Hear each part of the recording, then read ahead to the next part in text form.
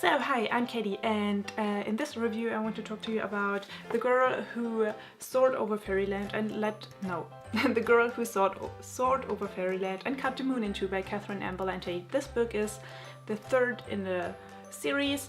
I liked the first book, I loved the second book, and I did reviews on both of these books, so I'm going to link them to you for you in the description below. Sorry, I was a little bit confused.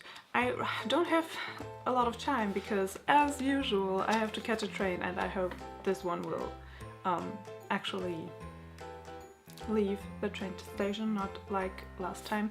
So what happens in this book? September is now 14 years old, and she's growing up quite a bit. She's taking jobs and saving money and basically preparing to get back to Fairyland. But no wind comes. Her 14th birthday comes and passes, and no wind is inside to carry her away to Fairyland. But you know, she eventually, of course, ends up in Fairyland, and things are, as usual, not the way she thought they would be. So, as I said, I liked the story a lot. I gave it 4 stars on Goodreads. The second book was 5 stars for me, and this one I liked a lot. It's a good book, but there were a few things that I didn't quite like and I had a little bit of a problem with, and I'm going to tell you soon, in a moment. So the themes in this book are mostly about growing up and finding your place in the world and finding out what you want to do with your life, basically. It also raises the question, what does it mean to grow up? Does it mean that you come back to Fairyland, that you have to leave your imagination behind? Also, the romance that is beginning in the first book takes up a lot of space in the plot. I like the plot and the characters, new and old ones. I especially loved Almanac, which is a city and the person, and I loved this person, and I almost cried when I read it. It's around page 100, and I just identify so much with her because she's a person who grows a shell and people living within this shell, and she wants to protect everybody, and that was just like, that's me. I want to protect everybody. I obviously can't do that, but there you go. And also I like the theme a lot, what others call you, you become, which is something that I had to deal with for a long time, and I still deal with that. People are talking, you know, giving labels, stick a label on me, and I have to fight to not become this person that they think I am, but I'm not actually. So anyways, I'm pretty sure a lot of people can identify with that. Yeah, as I said, I didn't quite love it as much as the second book. And one reason for that is that I thought the language was a little bit clumsy. Now, it is very wonderfully written. It's just that in the second book the language flowed so naturally, and it had this specific, almost a rhythm to it, and in this book I didn't feel like it was quite as elaborate as in the second book. So I'm comparing those two.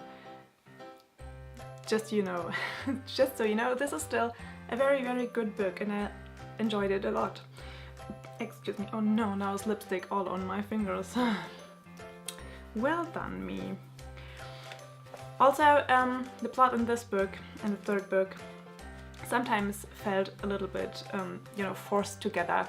As opposed to in the second book, it kind of flowed naturally and organically, and never felt forced. It never felt like things were just happening to get to this other point, and sometimes in this book I felt like that was the case.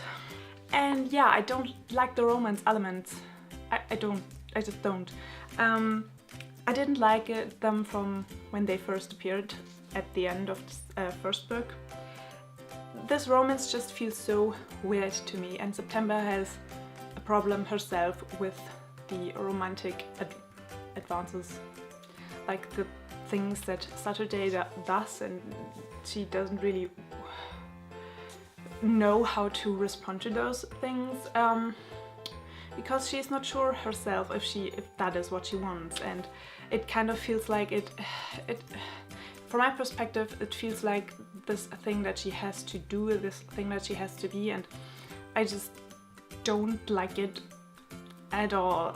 And I'm afraid to read the last book, because I think that's going to be a very big theme in the last book, so we'll see about that.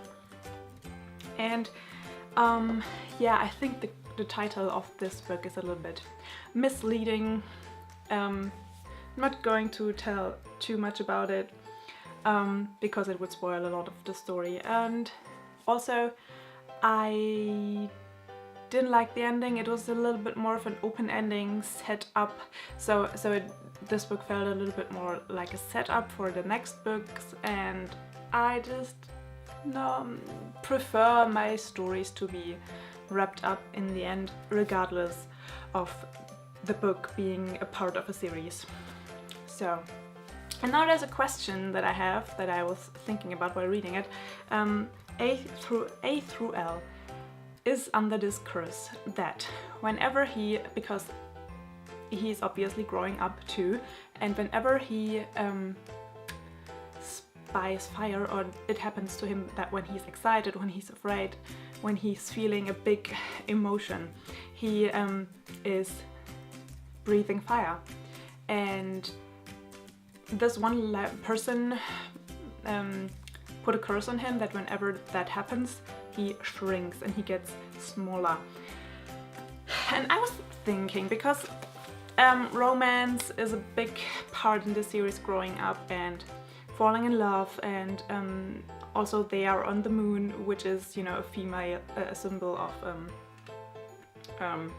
womanhood, and spoiler alert, the moon is pregnant, so I was thinking that this A through L, breathing fire when he can't control his feelings, if that was kind of an allegory to boys getting erections when they grow up, because when they're in puberty, I'm not a boy obviously, but you know, one hears things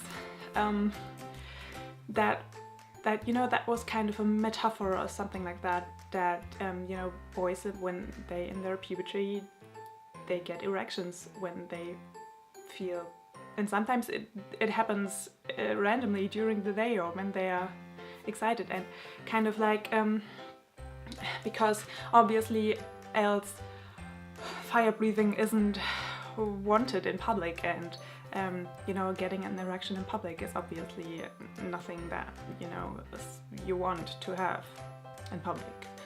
And I thought maybe that was what I was thinking about that. If you've read the book, tell me what you think about it. I would love to hear, and I'm wrapping this up now. I hope you enjoyed this video. I hope you have a lovely day and weekend, and I will see you soon. Bye!